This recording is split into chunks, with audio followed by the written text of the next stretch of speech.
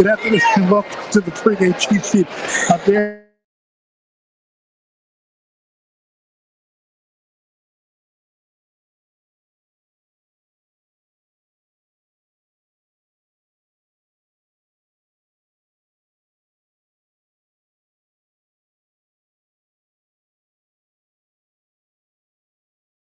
Get it off of it. Get it off of Wi-Fi. We're gonna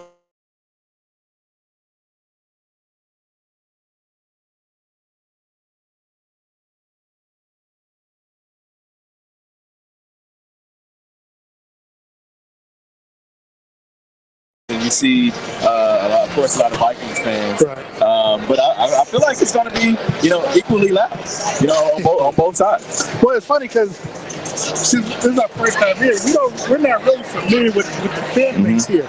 Of course, I guess the thing is stalls or whatever. So, because I know we were looking earlier for like when they do the horn stuff, but I think that's in the Metrodome. I'm not sure if they do it in the Shangri-La themselves. I'm pretty sure it's somewhere around it. But all that being said, it's going to be a very lively event. A lot of people were actually surprised that the Vikings, the fans, they normally don't sell their tickets. Yeah. So how so many Chiefs fans got into the stadium today is going to be interesting. Obviously, we know what everybody's expecting.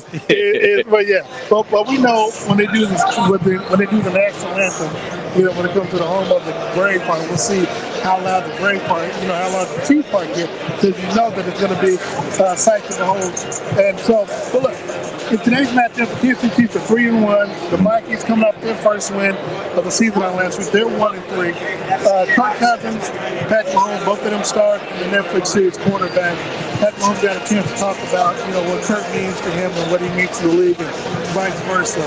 But Jordan, initial thoughts, looking at this matchup, again, this is a team that was 12-5 last season and, got eliminated the first week of the playoffs versus Kansas City, of course, who were 14-3. Your thoughts on this version of the Minnesota Vikings without the run game stopper of Dalvin Cook?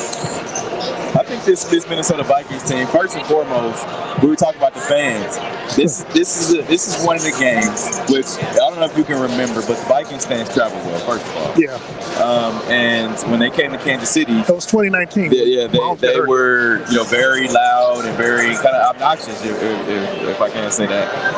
But inside of Minnesota, I think this is going to be one of those games where this Chiefs team is going to want to keep this Vikings fan base quiet, because if you don't, and they start doing the skull clap or whatever it is that they do, it's going to be a long day.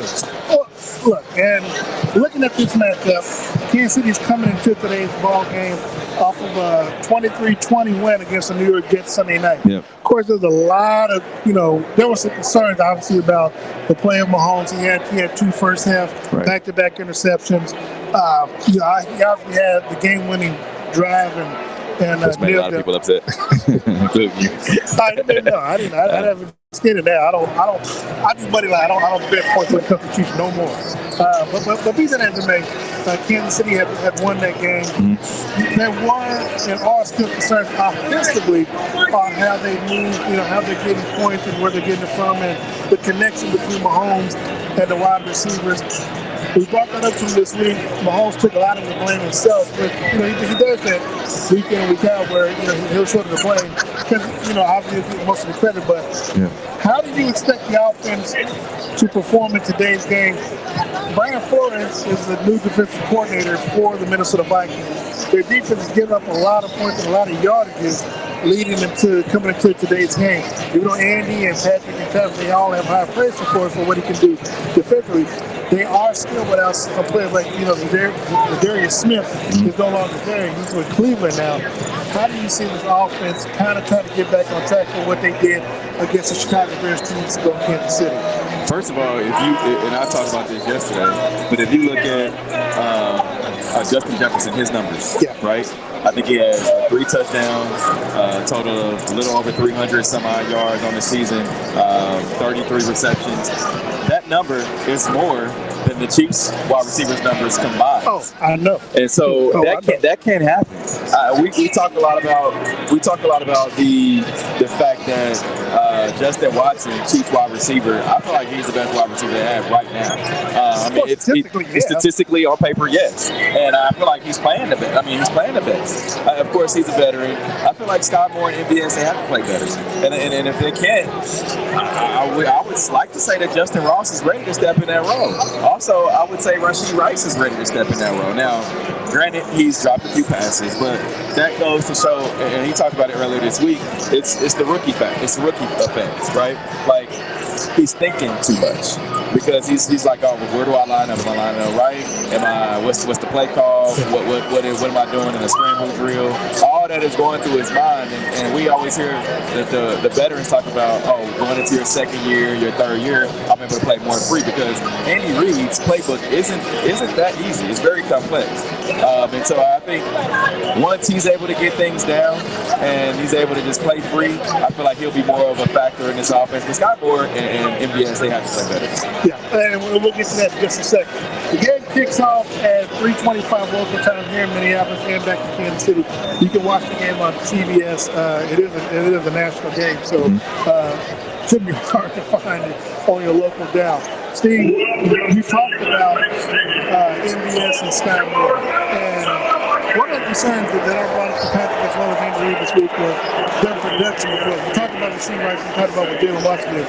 My biggest concern is you're paying MVS $11 million. Now, we don't like the pocket watch, but you don't pocket watch if the production is coming for what you're paying for. And so that's the sound you're looking for. They pump it into the speakers. Okay. Yeah. But when you look at his production, and we both talked to this, and I talked to him a couple weeks ago, and I asked about, whether or not he's happy, satisfied, anything like that. And he said they delivered because, but as a veteran, he says, I want to contribute more. Yeah. But they're winning. And so, and look, you and I, we have seen Mahomes really underthrow him and sometimes just throw the ball out to where even he can't get underneath it. What exactly is the problem? What exactly is the problem with the connection between Mahomes and MVS to why they can't see? Because, again, I think last week he may have one or two catches. The week before he had, I think, 2 catches. Yeah. Sky Moore, and look, these are your starting wide receivers. Sky Moore, MVS, and Darius Tony, they combined for 3 catches last week. I agree, and we talk a lot about that. The question that a lot of folks have are they able to get open? Are these wide receivers giving Patrick? Because look, he has the time. This offensive line is playing very well, and he has basically the pockets to be able to get open. Now, the first couple games of the season, when they weren't running the ball and they were just trying to make all the passes, we saw the defense shift to play more zone. Which, of course, it's the wide receivers when the defense plays the zone, they have to go and run into a spot, right? Get to wherever the open space is. So I feel like, Bijan Robinson scored. That's what I needed. I knew he was going to come with this. So when these wide receivers are running to that spot, it makes it easier on the defense because they're like, all right, we're just going to sit back in the zone, let you pass, and tackle. Bend but don't break. Now, when you get Isaiah Pacheco involved in the game, and you get the running game with Jerick McKinnon, you get Clyde, all 3 of those guys scored in week 3. So now it's like, all right, we've got to make sure, looking on the defense side of the ball, we've got to make sure that we stop them from their running game because they're able to run. Then you see the game last week when Isaiah Pacheco was able to, make something happen. I think he went for 107 yards rushing and 47 or 56, something like that, receiving, which is one of his better games that he's had as a pro. And I feel like now it's going to open up that receiver game. So I think this week may be a little bit better, especially if the Vikings quarterbacks are not able to, play up to the standards of how defense should be played. Kansas City, of course, with the wins, they will stay ahead in the conference in the AFC, and of course they will also stay ahead in the AFC West. Steve, looking at it on the defensive side of the football, look, just not a quiet game last week. I think it's still the second that game last week. The quiet game overall. The Chiefs rookie with our linebacker Nick Bolton, who has been declared inactive in today's game. Drew Tranquil will, of course, sub home once again. And he has done what he's done the team in tackles the last 2 weeks. Nick Bolton's absent. So will the Chiefs miss it again today? I think so. I mean, you think about how Drew Tranquil has been at a play. I think he's settled in. Of course, he's a veteran. He's not new to it. But we saw it last week where they missed Nick Bolton on a lot of plays. Yeah. Especially getting out in the flat, being able to get in some of those coverage situations. Because we talked a lot about the play of the linebacker group, right? We talk a lot about the play of Leo Chanel. Yeah. Him happened to be out in pass coverage. I don't really like Leo out in pass coverage because it hasn't fared too well. And I really believe that missing Nick Bolton has affected this team. And so I think, now when you look at how this defensive linebacker really game, I think they're ready. But of course, having Nick Bolton, that's definitely a benefit. One of the beauties of today's game, and we kind of saw a little bit of it in the first half last week, was the Taylor Swift effect, where it looked as though Patrick and Travis were kind of pressing to try to get him a touchdown into the end zone, and with it, the team didn't really play like itself. I don't believe she's in town today, so I think the focus. Never know. Yeah, but I believe she's got to I think the focus could be more so trying to make a connection, trying to get things done versus trying to get the last 2 weeks because she's been in the stand. We know the first week, they really wanted to get him a touchdown in the end zone, and of course being on Sunday Night Football in New York, the cameras, all this stuff, they were kind of forced. And looking at last week, it really didn't matter because Isaiah Pacheco scored. They panned the camera right to Taylor Swift. True. But we saw how when they got up 17-0, they only scored 2 field goals after that. I mean, that was, they basically they came after those interceptions. So, being able to make Taylor Swift is on pause for today, thankfully. How do you feel like Patrick and Travis today? Because I think we both expect Kelsey to get in the end zone, but what are you expecting out of that duo today? You know what? I feel like, especially when you feel like you don't have the personal time to do something that your girlfriend is doing. Just seeing how, and they talk about it, how they work, how Kelsey works without the ball, where Patrick has a feel for where Kelsey's going to be without Kelsey having to say anything. And that just comes from their friendship, that comes from being around each other these past 5 years. I just feel like sometimes it's not going to always be peaches and cream. Sometimes you're going to have to take those lumps because you're kind of drawing it in the dirt.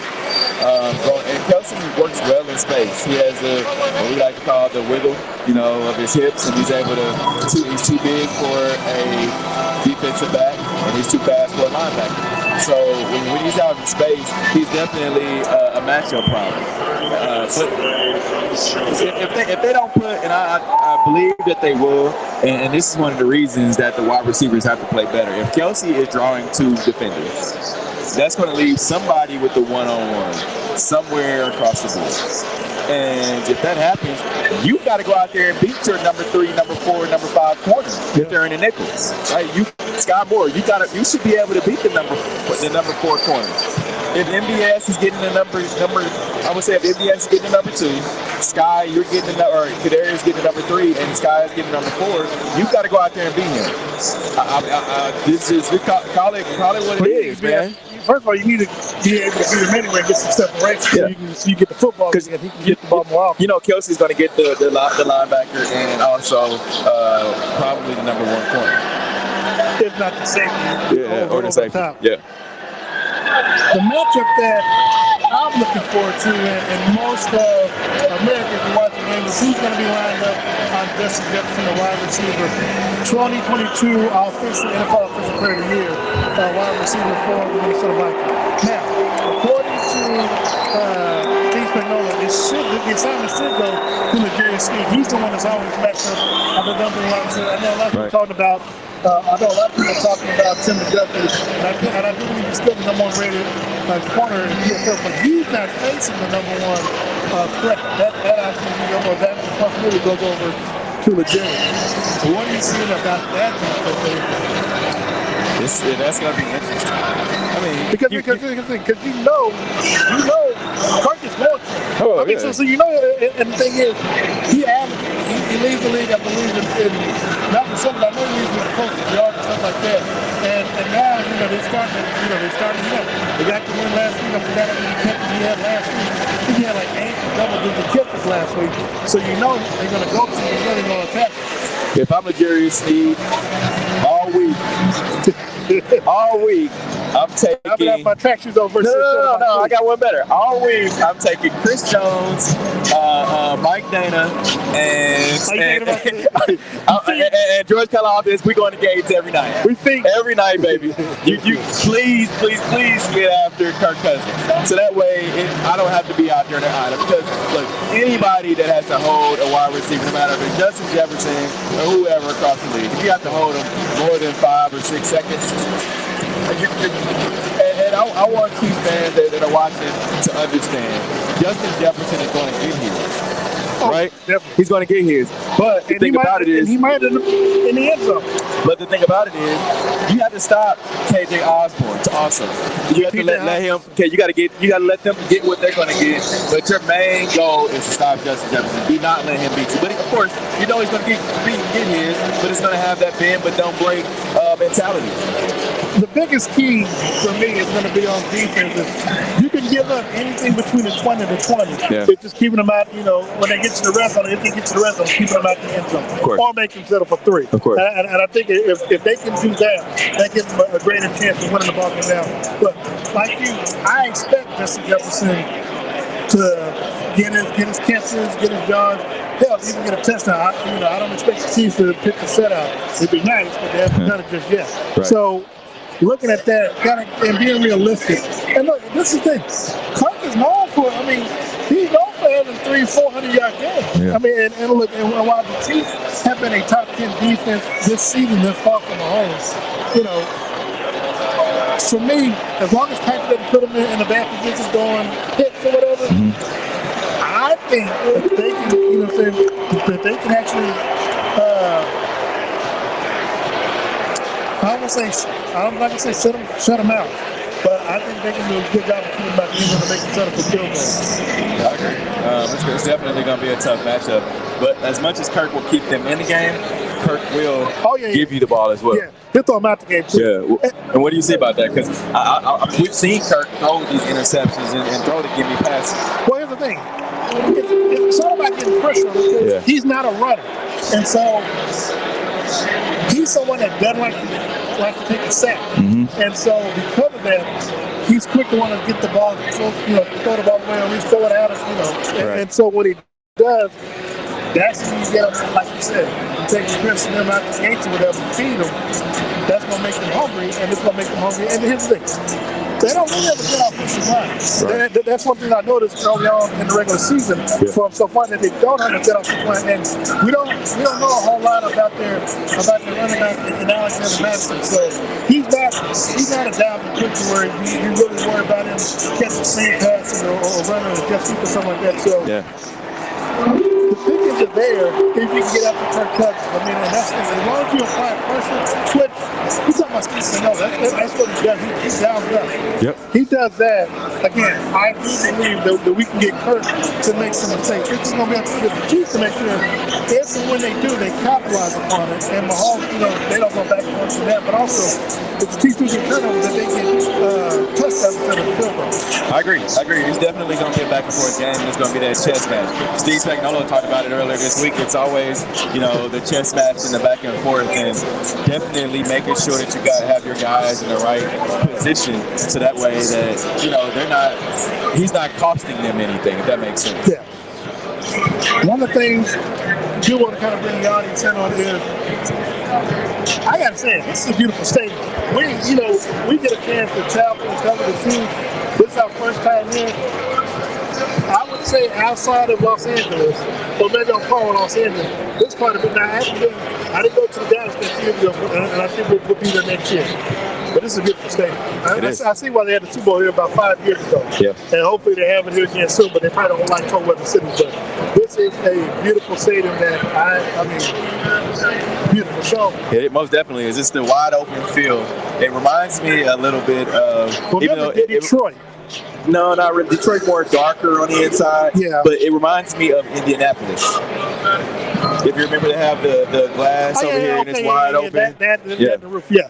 But if I remember, I think we were still enclosed though. Right. In the press box. I think outside of Detroit, Las Vegas, this stadium here, I don't, it's not, it might be another that I can't think of after that, but we are sitting in an open area as it relates to the press box. So, yeah, so that's good. You all get to hear everything that we're hearing right now, so you get to hear the sound effects and all that good stuff. Steve, let's take a 30-second break. Come back and we'll look at the defensive side of football for the Chiefs as well as the offensive side for the Minnesota Vikings. We'll be right back after this timeout.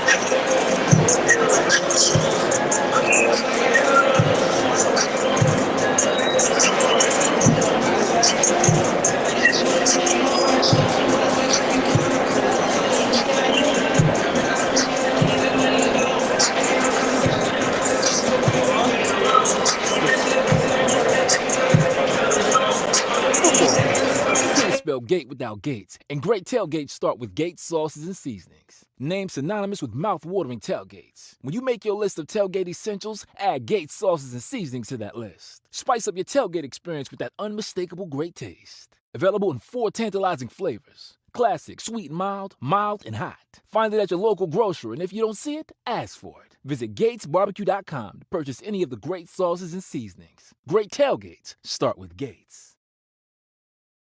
Hi, we're back. Steve Walton and Darren Flick, we're live from the U.S. Bank Stadium. Chiefs are taking on the Minnesota Vikings in just a little under 45 minutes. Steve, looking at this game on the DC side for the Kansas City Chiefs, again, we were talking about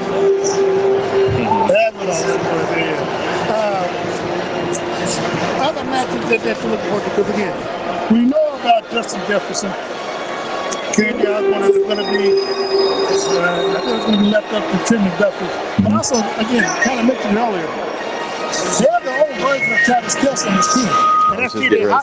Hawkinson. Imagine that. If I remember correctly, he's not a big buddy good. He might be a tight end that he signed his extension during the offseason right before the season started. What kind of matchup problem does he pose for the Chiefs? Huge matchup issue. I mean, that's what I was talking about, where you would want to have Nick Bolton, you know, in this game. Whereas now you're going to have Leo Chenal. I would put more of the game on him because to me, he's more the energy guy, more of the coverage person. Or you're going to have to bring a safety down. A safety friend of our show, you know, Justin Reed. Yeah. He may have to do it. Brian Cook's been playing well as well. So, I mean, what do you see from just how, because if you have to take away Justin Jefferson, right, that's going to leave, like I said, KJ Osborne. You're going to have, TJ Hawkinson, and there's some other guys in there that you want to take away, but you're going to have your focus more on Justin Jefferson. I'm going to be honest, that's a real good question, because you have to dedicate at least two point left. Again, we know LG's going to be messed up against this, but you still got to have him over the top. So a lot of that might follow Justin Reed or Brian Cook. You got to make sure that you don't get beat deep. And if that, and if by chance they're able to take those two away, he's able to drive them out. Again, that leaves the underneath open, and that's where TJ can kind of cause problems for you. Like you said, this could be a Leo Chenal, really game type deal. And to be honest, unless Willie has that responsibility that relates to the tight end, I mean, for me, that's a method that I would have Kirk Cousins exploit. Yeah, and then you just think about Kirk Cousins. And you ask me, like, where I see the matchup issues being. Yeah. I would flip it to the defensive side of the ball with Chris Jones. Chris Jones has to be a man amongst boys out there. I think Chris Jones has to be, other than Patrick Mahomes and Justin Jefferson, has to be the next best player on the field. Oh, yeah, no, I agree with you on that. One of the things that I want to go back to the offensive football that I want to get your thoughts on is, we've seen, even though we've talked to him, and he said he tried to fix things up, we're still seeing multiple penalties per game from Jawan Taylor. Didn't get a chance to talk to him. Didn't get a chance to talk to him at the game last week. Talked to him a little it off camera in the locker room this week. What do you think is going to happen with him today? Because people have asked me, do I think he plays another penalty? Does he have another penalty field day? And I'm like, I really don't know. I can't say yes or no when it comes to that, because nothing that they're picking on him, but they're all looking at him strongly. Yeah. And I could see a scenario, especially with the crowd noise and everything, I can see a scenario where, you know, he does his thing and gets called for it. So I can see another game today where he gets more of the class. Yeah, and here's the thing. We talked about it. The ref brought it to light. Chiefs fans understand it. They see it week to week. Brought it to light. Yeah, Chris Collinsworth brought it to light. But now it's under the microscope, right? Yeah. So now when you think about just the number of penalties that he had, it hasn't cost him any games yet. I mean, it's cost him. You know, it's cost him. He was fined, what was $16,000? Yeah, he was fined $16,000 for face match plus the penalties that he's had. So he's had a definitely, I can't even say up and down first part of the season. It's been more down than up. Yeah. So I would say right now you got to think about him not costing this team a game, because right now that's where it's leading to. If you think about just the number of penalties that he's had, and fortunately they've won. They're 3-1, and it just he hasn't cost them anything. But you don't want it to get to that point. No, technically it did, because if you remember, they waited until like the last drive in the game against Detroit, right, where they flagged him. It cost us 15 yards, and it was like 30-25, and all trying to get that ball out to Scott Moore, you know, to no avail. So it did technically cost them a game. But, you know, but the thing is, you don't want to cause future games to where, like I said, right now, first place in the conference, you know, hopefully they can offensively put themselves far away to where any penalties he might have because of his false start or illegal formation doesn't have any effect on the game. Yeah, you don't. You hope. And I hate to go back to this, but everybody remembers D Ford, right? Yeah. You don't want it to cost you, like in a big game with a D Ford game. Yeah. You know, you don't want, because that lingers in everybody's mind. So you want to nip that in the bud now, while you have a chance. And like I said, you know, we'll see how this game unfolds. We'll see what happens. Of course, we'll see what happens in the game, and then following the game, hopefully he's not flagging, we can get his thoughts on the game and get his thoughts about what might have changed, what they might have done differently. In today's game. Again, both teams coming to today's game. The Chiefs are 3-1. The Minnesota Vikings have the first record of 1-3. 3:25 kickoff here at U.S. Bank Stadium. Chiefs fans, I mean, this is literally probably going to be a 50-50 crowd. I mean, I know. Because I flew up this morning, and 90% of the people on the plane this morning flying from Kansas City were coming to the game. Yeah, I mean, that's another thing, though. Even though we feel like it's going to be 50-50, of course, there's going to be more Vikings fans here. Yeah. However, because they're the Vikings, I mean, they're not a losing franchise, if that makes sense. So, and then Patrick Mahomes is in town. So people, those tickets that are highly coveted are going to be more held closer to their hearts, because it's like, all right, Patrick's up in town, we got to see Patrick, right? And then maybe there'll be a Taylor Swift, right? A Taylor Swift sighting. So I think you just want to keep this crowd out of the game as much as you can. You got to get up early. You do. You can't drive down the field. You can't afford to have a slow start. You can't drive down the field and punt the ball. You just can't. I just don't foresee that. You just got to get up on them early. Now, one thing that we do know is that they will take chances. Opposing team will take chances to get the Chiefs. Hopefully, one of the things that Andy has talked about is obviously be prepared for fake punt, onside kick. Because again, if you're a team who's struggling right now, you need any kind of advantage to catch your opponent off guard fight. But I actually think you're going to try something like that today. Think so? I think so. What advantage did you have to do that? I mean, one, you ain't got nothing to lose, and two, again, you might catch the season. That's one of the things I think about all the teams. to start the season off, or start the game off like you did the Super Bowl, start the second half off. Yeah. He'll just do a fake football because outside because nobody's expecting it. If you're not expecting it, then no, you can handle with it. I definitely agree. I mean, we've seen that. We've seen it happen to this team before. Catch them off guard. X factor for you, offensively for the Chiefs in today's game. Oh, I would say it's Patrick Mahomes. I haven't said that one yet this year. Last year I was Patrick Pregame, but I haven't said Pat so far. I mean, because when you think about Patrick and how he's played last week, and we saw him just kind of float the ball up, laziest throw that I've ever saw. Don't at me. I've had my people say me, what do you mean lazy? Like, yeah, he just floated, and he saw him do the motion of just throwing the ball up. So I feel like you can't have those lapses today. You can't. He talked about being greedy. There's nothing wrong with being greedy. However, you got to play it safe at some point. So I think float the ball up. The RPOs, take the R part of it, which is run pass option. You got to take the run part of it, not the pass part. So I feel like it's Patrick Mahomes. He has to play his best today. He does. I just feel like he has to make sure that he makes these guys better. What about you? Yeah. Andy Reid. Oh, okay. Because listen, I'm gonna follow your scheme. We saw the Chiefs run for over 200 yards last week. Yeah, for sure. My expectation is Reid to see whether or not he would do something like that 2 weeks in a row. Because you know it eats him up to have to run the football. Yeah. And if I don't look. Patrick finally admitted, like, now he admitted that he'll stay with it. That sometimes it isn't gambling all the time. Hey, run the football. So just depending on how the game flows go. Because even you said that they went away from the run with the checkers after killing it early in the first half, and it wasn't until they were forced to because of all the turnovers that they went back to the run, trying to control the clock and stuff like that. I agree. So my question is, for Andy, if you get ball up in that situation, you gonna try to throw your way out, or you gonna hand the ball up to Nintendo and McKinnon, who used to play here, and it's a chess game.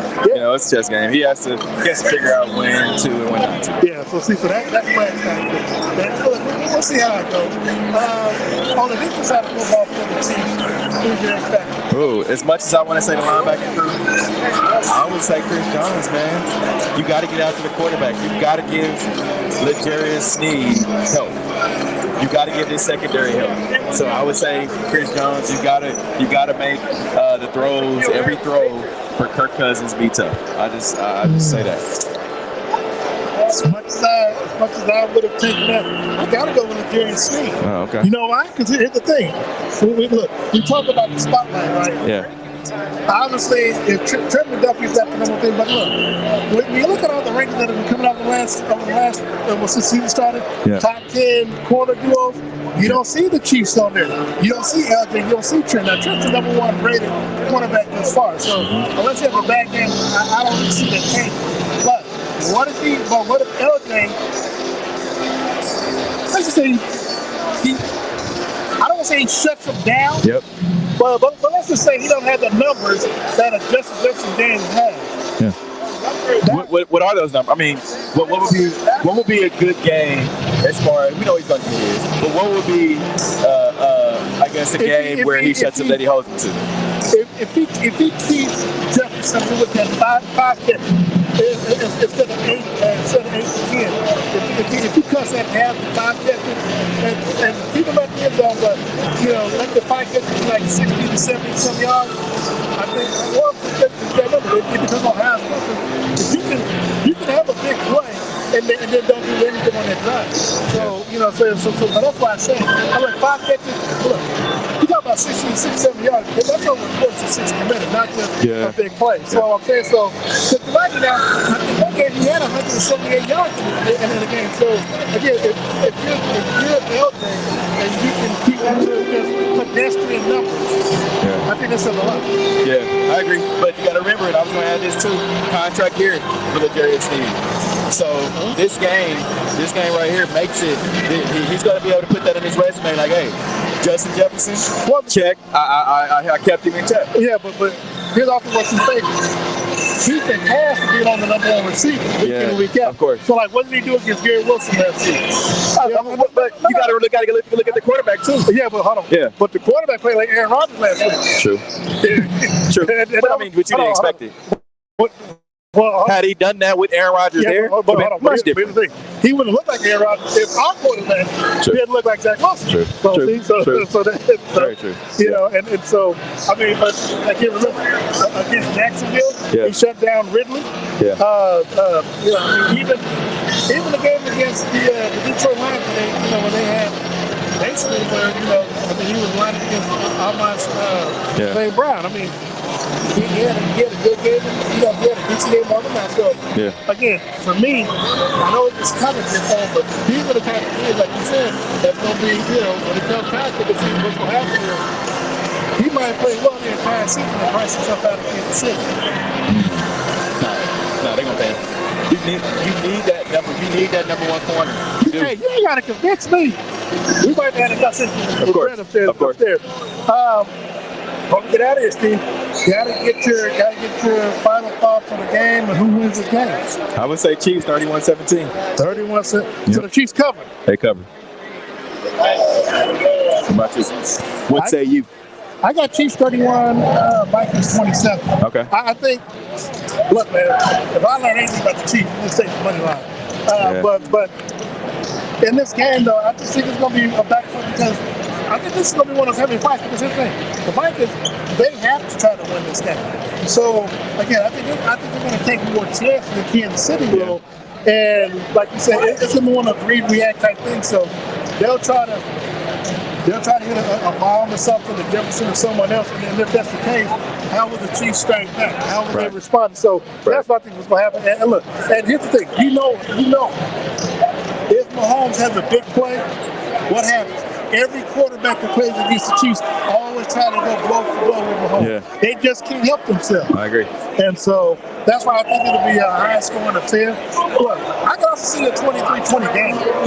I can see a scenario like that, especially if they're running the football to try to keep the other teams off the field. So I can see that as well. But I do expect both teams to get above 20 points in today's game. So. Before we get out, well, first of all, I want to thank you all for tuning in and joining us. We want to invite you out tomorrow night, 6:30 to 7:30, out to Chicken and Pickle down up north Burlington. On Burlington. Join myself, Steve Walsh, Sean Todd, and DJ Q for the Red Hour. That's really our official post-game Chiefs show that we do the day following the Kansas City Chiefs game. But of course, post-game today, Steve and I will bring you the press conferences for Patrick Mahomes and Andy Reid and whoever else has an outstanding game today. We'll get interviews with players in the locker room, and then we'll do a post-game show down on the field following the game. Steve, any final thoughts? Get out of here? Nah, man. Just keep the crowd quiet. That's all you gotta do. I don't know, but this gonna be a pretty cool episode. Yeah. I wish you all could be. One thing I was telling Steve is that what you're going to see is they got a guitarist or whatever that's going to play after the national anthem. That's going to be bringing the Minnesota Vikings out on the field. That's gonna be pretty cool. I kind of saw it through there, so it's gonna be pretty cool to see. Even I got to give credit too. Steve, before we get out of here, we want to thank our sponsors. I'll let you start first. Thank you for my friends at Dillard's on the Rosa, making the fall pumpkin spice look great. Go out there, you can talk to them, contact Heather or Jeff. Make sure you just go check them out. Homecoming is almost over, so you're going to be getting ready for prom season, court warming, things like that. So make sure you go out there and talk to my friends out at Dillard's, located on the Rosa.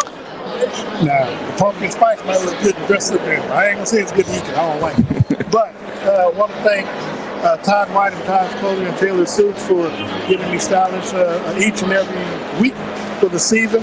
And then, of course, I also want to thank the Economy for making sure I can get here safe and sound. And also, we want to thank Gates Barbecue as well for being a part of our sponsorship package. So, for Steve Walsh, of course, you can follow him on social media at Steve Walsh KC. You can follow me as well on social media at Darren Smith WHB. I want to thank you so much for joining us. Make sure you tune in post-game. We'll bring you everything you need to know about today's game. And then, of course, make sure you join us tomorrow night. And then, before we forget, make sure you join us this Thursday because the Chiefs do come back around and play. So we got a game just 4 days from now. Join us Thursday at 6 o'clock for the pregame Chiefs live from Arrowhead Stadium as the Chiefs take on the Denver Broncos. So hopefully we'll be going to the game.